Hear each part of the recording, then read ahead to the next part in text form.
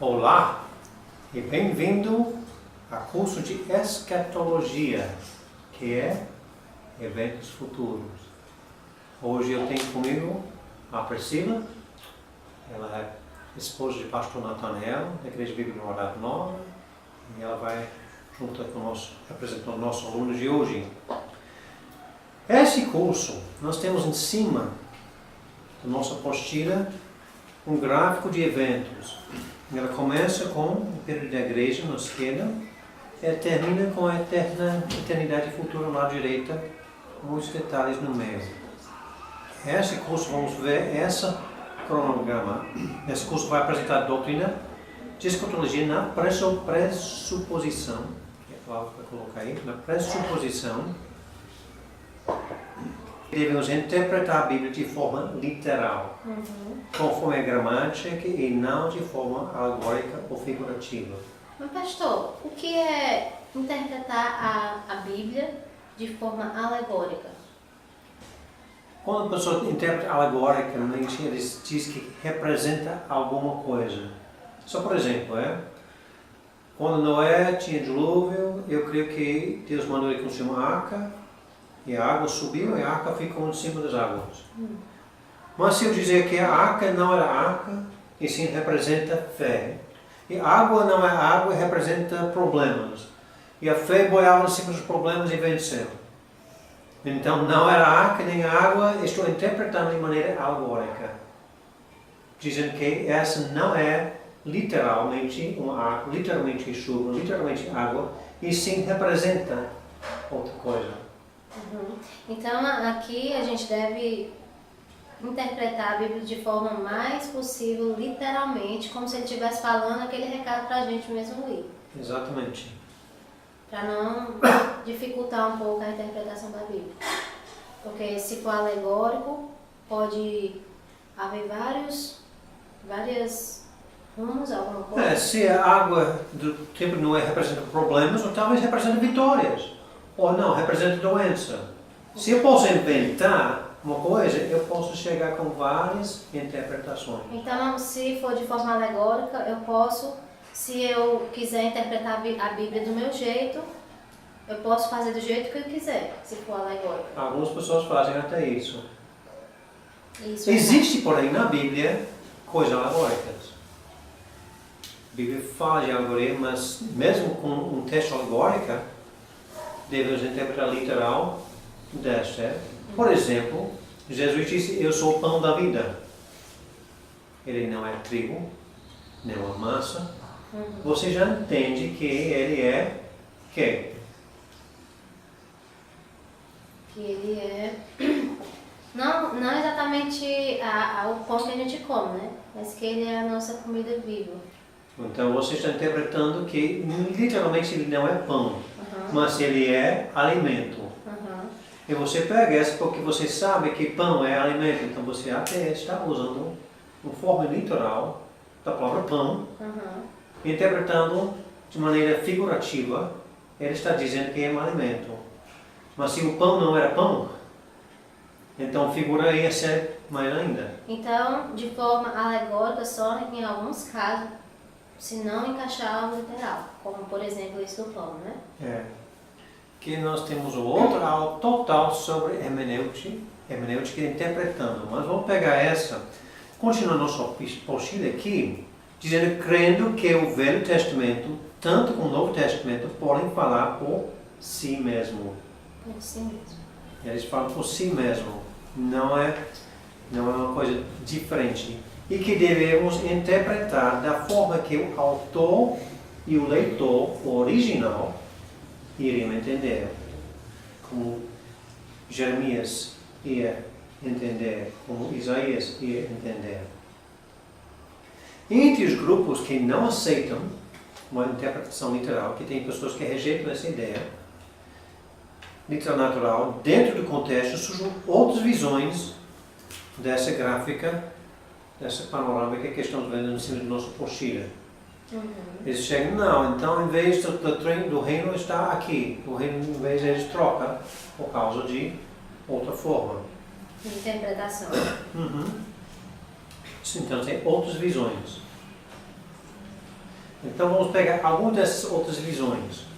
Uma ideia muito popular é a posição de amilenarismo. Amilenarismo. M-I-L-E-N-A-R-I-S-M-O. Amilenismo.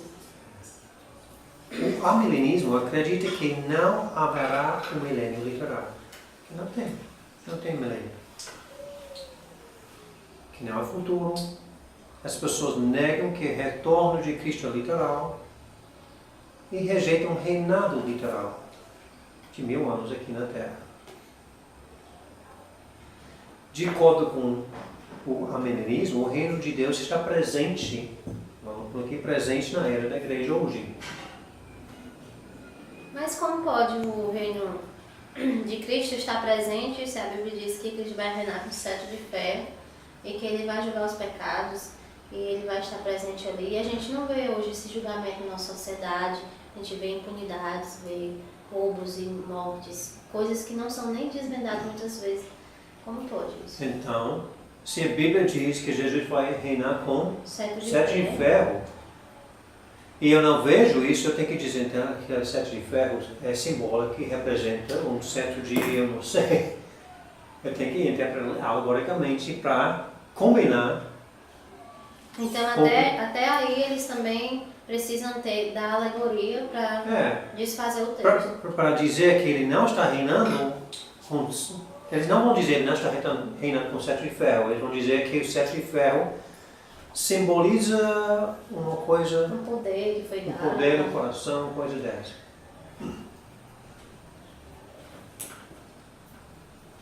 Então, o nosso princípio está presente na igreja e na consumação da presente era, o estado eterno é inaugurado sem qualquer milênio. Sem qualquer. Sem qualquer.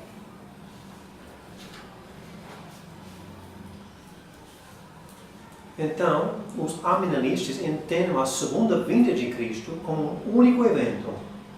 Ele vem só uma vez, em contraste com os dispensacionalistas, que entendem que a vida de Cristo vem em duas fases, o arrebatamento e voltando para reinar. Duas fases. Na realidade, a Bíblia, já observei que a segunda vinda de Cristo é ao olho nu, todo mundo verá. Mas o arrebatamento diz que não vai ser todos que vão ver. Não, vai ver só pessoas desaparecendo. Então a gente pode dizer que é praticamente uma vinda só. Né? Porque a outra, Jesus vem pegar a sua igreja. Uma vinda e um arrebatamento. Eles acreditam, assim, que uma série de eventos deve acontecer primeiro. Mas quando Cristo retornar, é para marcar o início do estado eterno, que coincide com a ressurreição dos mortos para receber seus corpos transformados. E que o julgamento final está no fim dos tempos e está associado à segunda vinda de Cristo, a ressurreição de todos os homens e a inauguração do estado eterno. Tem perguntas sobre essa posição de amilenarismo? Não, acho que... Então, a segunda ideia, muito popular, era popular no século XIX, é a posição de pós-milênio. Pós-milênio. Os pós-milenismo acreditam que o reino de Deus está agora sendo extendido no mundo através da pregação do Evangelho e da obra salvadora do Espírito Santo nos corações, corações dos indivíduos. E eventualmente o mundo será convertido e que o retorno de Cristo ocorrerá no final de um longo período de justiça de paz chamada milênio. Mas como assim? Eles dizem que ocorrerá no final um longo período de justiça e paz chamado milênio. É como se esse tempo não fosse um tempo de 1000 anos, mas fosse só um período que o nome é milênio. É assim? E não representa literalmente 1000 anos. Então, alegoricamente, significa grande tempo. Certo. E não estão com sete de ferro, estão nos corações. E Ou isso sete quer de ferro dizer estão que nos corações. seria no final dos tempos? No sentido que estamos hoje trazendo o reino. Tem pessoas que dizem eu tenho que trabalhar, evangelizar para o reino chegar. Essa é a ideia. E quando o mundo está evangelizado, então neste momento Cristo vem. É isso que eles acreditam? Eles acreditam dessa maneira. Lê o próximo parágrafo. A visão pós-milenista era particularmente popular no século XIX e era a visão defendida pelos grandes teólogos no final do século XIX também, né? E no início do século XX, seguindo um período de Otimismo. Seguindo um período de otimismo e de progresso na Ciência. Na cultura e no padrão de vida em geral. E declinou após a Primeira e a Segunda Guerra. Guerra Mundial. Completei. Então o mundo está melhorando. Olha a ciência, olha luz, olha computadores, etc. O mundo está melhorando.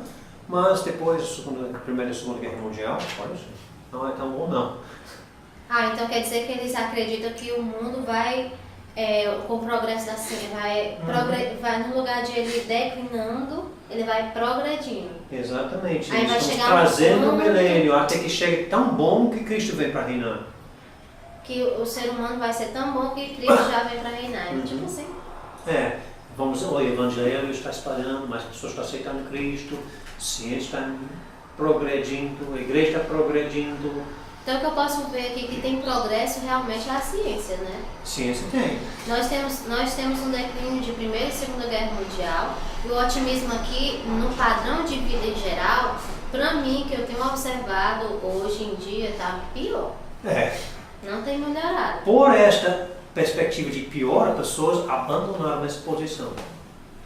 Então ela praticamente... por isso que era popular no século XIX e XX, e depois, puxa, Certo. Então, não foi tão popular. Mas então ainda tem hoje, pessoas com essa posição. Mas ela é bem menos defendida, por conta que eles não têm muita pauta, então, para defender, porque o que a gente tem visto não é um progresso de ciência, ou não é um progresso otimista, mas sim pessimista, né? O nosso próximo parágrafo mostra até as pessoas que ainda têm isso, diz, muitos apontam agora tradições da Bíblia, temos muitas mais tradições. As traduções, né? Doações de caridade estão aumentando. E coisas desde a Segunda Guerra Mundial está vendo outras coisas e afirma que ainda está melhorando. Cristo virá ao mundo muito melhor do que o mundo que ele deixou. Essa é outra forma alegórica de interpretar a Bíblia? Certo. Então existe também o que é chamado pré-milenismo. Nós temos falado de pós e pré. O termo pré-milenismo significa que Cristo retornará antes do milênio para estabelecer seu reino na Terra de 1000 anos. E essa posição pré-milenial está em duas formas distintas. Nós temos o pré-milenismo histórico e pré-milenismo dispensacionalista. Uma palavra grande, né? D-I-S-P-E-N-S-A-C-I-O-N-A-L-I-S-T-A. Certo. Essas têm distinções, então. Duas. Vamos olhar para o histórico. Histórico vai dizer que não tem uma distinção entre Israel e a igreja. Não tem? O histórico não acredita nisso, não tem a distinção. Então essa também exige uma interpretação, então não exigida uma interpretação literal. Eles também têm alegóricas nessa, porque eles estão dizendo que Israel representa a igreja. Então eles também têm um pouco de interpretação alegórica. Certo. Mas eles acreditam no literal que Israel tem um futuro literal para Israel. Futuro literal. Tipo que Israel vai reinar junto com Cristo, assim? São então pós-tribulanistas, quer dizer, depois da tribulação, acreditando que nós estamos na tribulação agora. Então existe pré-milenismo que também é pré-tribunal e tem pré-milenista que é pós-tribunal. Mas pastor Jaime, me diga como é que eles apresentam essa parte que nós já estamos passando pelas tribulações, como ele apresenta as taças, as trombetas. Tem que dizer que que é uma representação, uma coisa alegórica.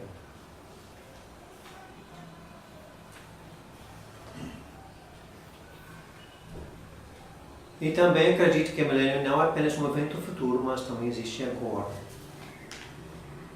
Então eles estão misturando, é agora e ao mesmo tempo é no futuro. É para a igreja, mas é também para Israel. É um pouco misturada essa. E tem também o que é chamado pré-milenismo dispensacionalista. E esse é um grupo que faz distinção entre Israel e a igreja. A distinção é que Israel é um povo e a igreja é outro. Israel é uma nação, a igreja é o corpo de Cristo, os salvos. Certo. E essa é uma interpretação literal do Velho até Novo Testamento. Essa posição pré-milenismo dispensacionalista é uma interpretação literal. E então o arrebatamento é antes da tribulação. O arrebatamento é antes da tribulação. E essa que é crença que as alianças dirigidas a Israel permanecem para Israel.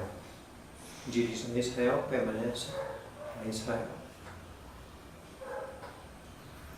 Então, o pré-milenismo dispensacionalista faz uma distinção entre a igreja e o povo de Israel, certo? Eles também têm uma interpretação literal consistente, eles mantêm a interpretação literal da Bíblia.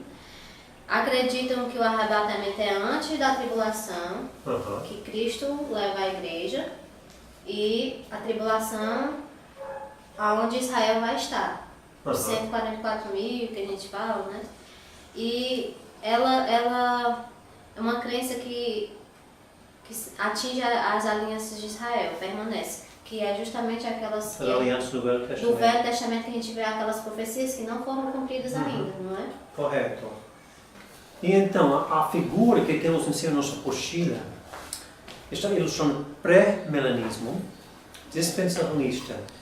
E entre todas as teorias de pós-milenismo, ou amilenismo, ou pré-milenismo histórico, essa é a única que faz distinção entre Israel e a igreja.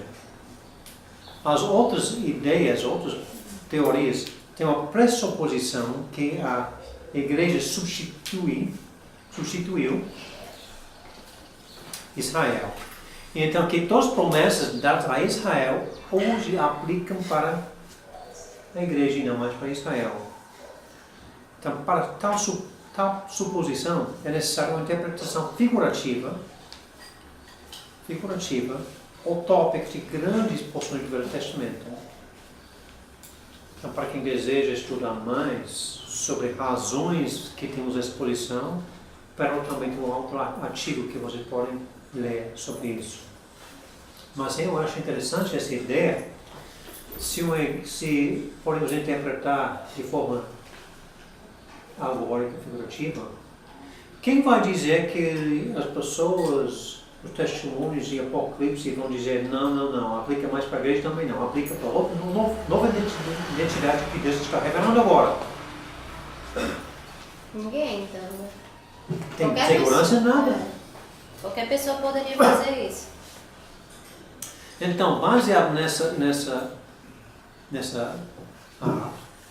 perspectiva, vamos progredir nos eventos futuros numa ordem cronológica, baseado numa posição pré-milenismo e dispensacionalista. Então, na cronologia desse primeiro evento, que pode acontecer a qualquer momento, é o arrebatamento. Pode ler o parágrafo aqui. O arrebatamento.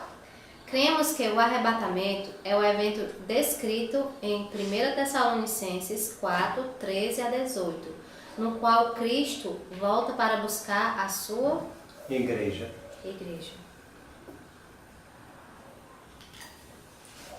Os mortos ressuscitarão primeiro e depois os vivos. No momento, num piscar de olhos, seremos transformados. 1 Coríntios 15, 51 a 54 fala sobre isso. Então, sobre o arrebatamento, também existem várias ideias sobre o arrebatamento. Quando, como vai fazer isso? Então, vamos ver algumas ideias sobre isso. Primeiro, os que creem que vai acontecer antes da tribulação. Antes da tribulação. Então, sendo que a tribulação é a semana 70 de Daniel para Israel. Embora que toda a terra esteja envolvida, está preparando Israel para o seu reino. E a igreja está isenta, sendo a noiva de Cristo. Antes. O arrebatamento antes da tribulação. Tem outras pessoas que creem que o arrebatamento é durante a tribulação. Então, a tribulação é basicamente 7 anos, e pessoas dizem 3 anos e meio, arrebatamento, e 3 anos e meio, sem isso, durante, após os primeiros 3 anos e meio. Essa está baseada na interpretação terminológica da trombeta. Terminologia? Interpretação da terminologia. A última trombeta. O que é a última trombeta? Então, alguém diz, a última trombeta me mostra que tem que acontecer durante a tribulação. E tem alguns que dizem que o arrebatamento é depois, ou após desculpem aí. Após o julgamento dos céus de trombetas, arrebatamento pré-ira. Essa é outra coisa. Então você tem antes, durante e o que chama pré-ira. Mas o problema é que os céus também são julgamentos. Os céus também são julgamentos. E os céus acontecem não somente nos últimos 3 anos e meio. Então, deixa eu entender. Você está dizendo que tem um ponto de interpretação forte. Continua.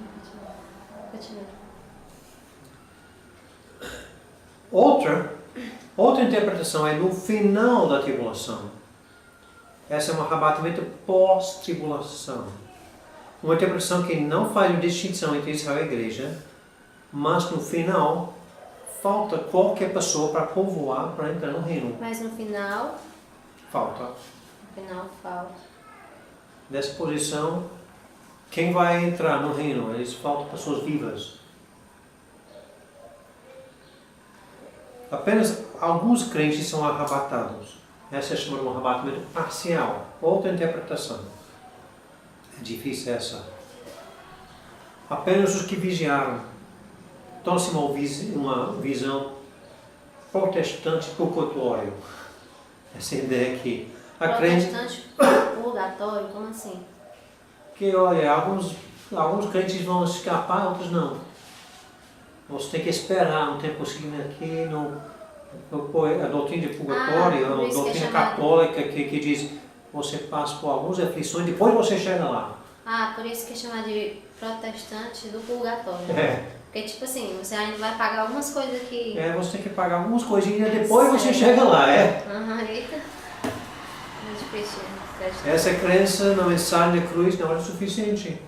O corpo de Cristo fica dividido.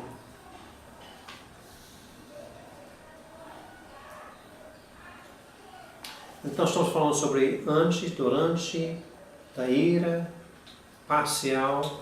Temos muito que podemos falar aqui sobre essas ideias, mas agora eu vou apenas destacar algumas diferenças que nos levam à conclusão de que o arrebatamento e a segunda vinda de Cristo são distintos.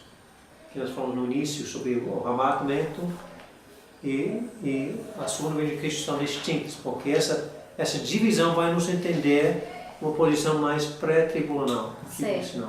Então deixa eu entender. O senhor está dizendo que existe vários pontos de vista, certo? Antes da tribulação, sobre o arrebatamento da igreja que estamos falando, né? Antes da tribulação, né? Durante os 3 anos e meio. Antes, durante. Aí aqui tem outra, após o julgamento dos selos e trombetas. Okay. Né? Essa está no meio, essa é no meio ainda. No meio. E no final da tribulação. Certo? Então temos aqui 1, 2, 3, 4, 5 interpretações. E tem um parcial, que o parcial, depende de quando, só parte dos crentes são levados. E tem a parcial também, né? Nós vamos estudar sobre isso. Agora eu vou explicar a razão que cremos que a segunda vinda de Cristo e o arrebatamento são coisas distintas, não é uma coisa só. Você vai me mostrar por que é diferente. Por exemplo, a Bíblia descreve a segunda vinda em Zacarias 14, Mateus 24, Marcos 13, Lucas 21, Apocalipse. E o arrebatamento está separado em outras passagens, João 14, 1 Coríntios 15, 1 Tessalonicenses 4. E pode ver do arrebatamento, os crentes encontram Cristo no ar. Enquanto a segunda vinda de Cristo,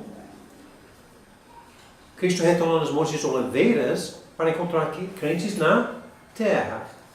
Então a distinção, um está no ar, outro está na terra. Pastor, então aqui o arrebatamento, que o senhor vai explicar que tem base bíblica, é que os crentes vão encontrar Cristo. A diferença do arrebatamento e da segunda vinda é que os crentes vão encontrar Cristo no ar, nas nuvens, né? O arrebatamento está nas nuvens. E segunda vinda de Cristo é na terra, na Monte de Oliveiras. Ele vai pisar na terra e todo mundo vai ver, né? Para o encontro dos crentes. Então, outros crentes. Pois bem, cremos que o arrebatamento é para a igreja. E que essa segunda vinda é para as pessoas que passaram pela tribulação. Mas se passou juntos os dois, você tem problema, está no ar ou está na terra. Então estamos mostrando distinção para dizer, olha, são realmente dois eventos distintos um do outro, porque ar e terra não são sinônimos. É diferente. Outra coisa, o arrebatamento, quando Cristo volta no arrebatamento, nada acontece com o Monte de Oliveiras, ela permanece inalterado. Enquanto na segunda vinda de Cristo, o Monte de Oliveiras é dividido. Um grande vale entre Jerusalém, leste e oeste. Esse é uma interpretação literal. Que o monte vai ser realmente dividido. Quando Jesus pisar no Monte das Oliveiras. Número 3. No arrebatamento, crentes vivos recebem corpos glorificados. Crentes vivos recebem corpos glorificados, uma transformação. Enquanto na segunda vinda, os crentes vivos permanecem nos mesmos corpos. É diferente. Então, quer dizer que o arrebatamento, os crentes que vão ser ressuscitados, eles vão ter um corpo glorificado, um corpo diferente. Tipo de Jesus. E na segunda vinda, os crentes vivos permanecem. Os crentes vivos que você diz, são os crentes que aceitaram Cristo na tribulação. Então Jesus vai encontrar com eles também. Só que eles não vão ter um corpo glorificado, porque eles vão estar aqui ainda. Vão continuar aqui, vão casar, vão gerar filhos. Certo. No 4, o arrebatamento dos crentes, os crentes vão para o céu. No arrebatamento, enquanto na segunda vinda, os crentes glorificados vêm do céu. Os crentes vão para o céu e, segundo vez, crentes vêm do céu. E crentes vivos permanecem aqui na terra. Ninguém está indo para o céu na segunda vinda. Alguns vêm do céu para cá. No arrebatamento, pessoas daqui vão para lá. 5. No arrebatamento, o mundo não é julgado. No sentido que pessoas continuam no pecado. No pecado ainda. Mas na segunda vinda, o mundo é julgado e a justiça é estabelecida. Aqui vem aquele cetro de ferro. O cetro de ferro que eu falei anterior, né? 6. No arrebatamento, descreve libertação da igreja da ira que vem. Você não fica livre dessa. E no segunda vinda, descreve a libertação dos crentes que sobreviveram do tempo da ira. Então, pastor Jaime, quer dizer que tem a promessa da gente não passar pela ira que vem à igreja? A libertação da ira que vem. 7. O arrebatamento nem o sinal precede. É iminente. Quer dizer, pode acontecer hoje. Enquanto a segunda vinda, temos alguns sinais. Quando você veja a abominação da desolação, quando você veja isso, quando veja aquilo, veja aqueles sinais que Jesus falou, do sol, da lua, coisa dessas. Sinais. Número 8. O arrebatamento só temos menção no Novo Testamento. E segunda vinda está no Novo e no Velho Testamento. Novo Testamento. E a segunda vida é revelada onde? Antigo e Novo Testamento.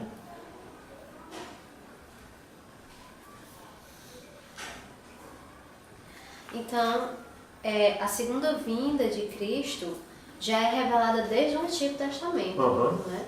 Mas a questão do arrebatamento da igreja, que foi aquilo que foi o mistério que foi revelado, né? Quando Paulo veio, Jesus veio, depois ressuscitou e Paulo veio. Por isso que fundar. não tem arrebatamento no Velho Testamento, porque ele arrebata um grupo de pessoas que era mistério.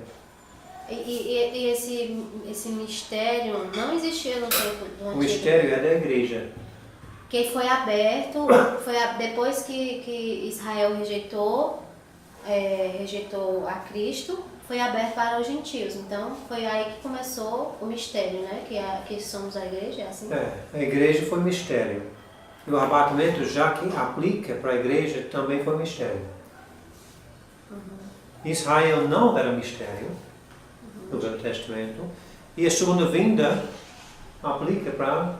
Não tem mistério. Israel. Então, a segunda vinda de Cristo é revelada desde o Antigo Testamento e também revelada no Novo. Só que a que é acrescentada como mistério da igreja é o arrebatamento.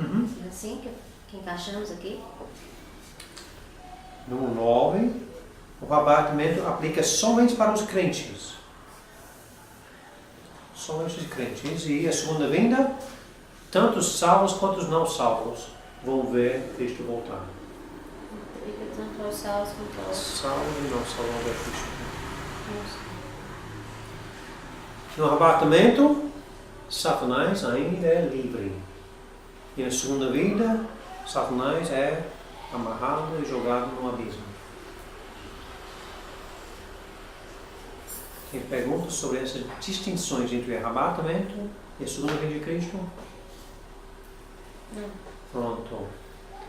O reconhecer que o arrebatamento e a segunda vinda são eventos distintos, essa vai excluir a posição pós-tribulação. A expulsão de ocorrer no meio da tribulação é notável no estudo da própria tribulação. Como ela age assim, vendo que nem no Velho Testamento nem no livro de Apocalipse tem menção da igreja durante esse tempo. Menção da igreja. E sendo que esse é um estudo panorâmico, vamos pular logo para a tribulação. A tribulação. Ao falar sobre tribulação, nós não estamos falando sobre o fato que todos os crentes têm as suas dificuldades, tribulações. Estamos falando de um período de tempo de grande sofrimento no planeta Terra. Essa é a 70 semana de Daniel. Para Israel, que diz seu povo em Daniel 9, seu povo. Não para a igreja, E nem com foco no mundo, embora que o mundo está envolvido porque é um julgamento global. Lê a próxima. A tribulação começará com a assinatura da aliança pela besta ou o anticristo, oferecendo proteção a Israel. Israel. Então, quer dizer que a tribulação realmente só vai começar depois que eles fizerem a aliança. Assim, aí vai começar a desencadear os 7 anos que a gente fala. Ok. E a próxima? A série consecutiva de selos, trombetas e taças descrita em Apocalipse detalha o julgamento de Deus sobre os incrédulos, culminando no retorno triunfante de Cristo à terra com sua noiva, a igreja. Apocalipse 19, 11 a 21. Então nós temos algumas coisas sobre isso, a natureza e a finalidade. Essa tribulação é um derramamento da ira de Deus. A ira de Deus. Em contraste, não a ira de Satanás, coisa dessa. É importante entender que o tempo que Deus derrama a sua ira, e não Satanás. A ira de Satanás podemos ver hoje. As coisas que ele tem feito, né? É também um tempo de castigo. É um tempo de angústia. Um tempo de grande destruição. Um tempo de dissolução. Tempo de julgamento.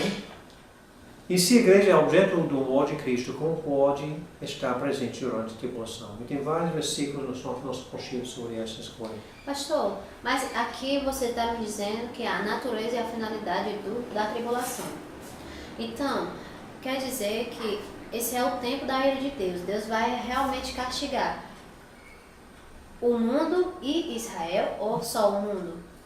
O mundo e Israel. Os dois, então, estão enquadrados nesse Ele está Israel para levar eles a arrependimento.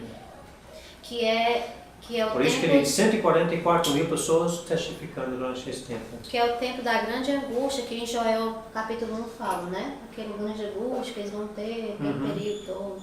Que está falado em Jeremias e Daniel. Também. Que a grande angústia está profetizado no Velho Testamento. Então, o propósito da tribulação é levar Israel à conversão. Então, está dizendo para Israel que vai levar eles a converter. Será realizado através da disciplina do Senhor com o seu povo. E vejo todos esses versículos são do Velho Testamento. Jeremias, Ezequiel, Daniel, Zacarias, todo comprova isso, né? Também vai julgar as pessoas e as nações incrédulas. Incrédulas. Isaías, Jeremias e também segundo Tessalonicenses. Então essa é a parte da tribulação. Pega muito detalhe de Apocalipse 4 a 20, fala sobre essa tribulação. Não é mesmo? Tem perguntas sobre a tribulação?